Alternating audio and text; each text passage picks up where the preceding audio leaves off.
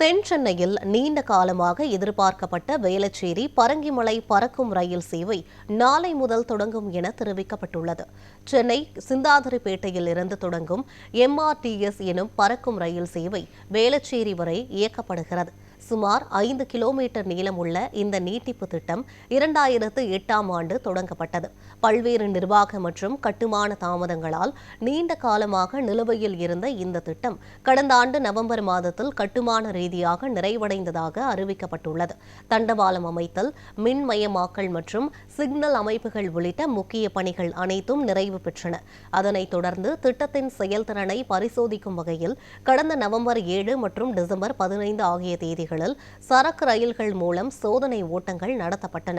இந்த நிலையில் வேளச்சேரி பரங்கிமலை இடையிலான தடத்தில் ரயில் சோதனை ஓட்டமும் நடைபெற்றது. அதைத் தொடர்ந்து சென்னை கடற்கரை பரங்கிமலை இடையே 43 ஜோடி பறக்கும் ரயில் சேவைகள் இயக்கப்படும் என்றும், சென்னை கடற்கரை வேளச்சேரி இடையே 2 ஜோடி ரயில் சேவைகள் இயக்கப்படும் என்றும், பரங்கிமலை வேளச்சேரி இடையே 3 ஜோடி ரயில் சேவைகள் இயக்கப்படும் என்றும் தெற்கு ரயில்வே தெரிவித்துள்ளது.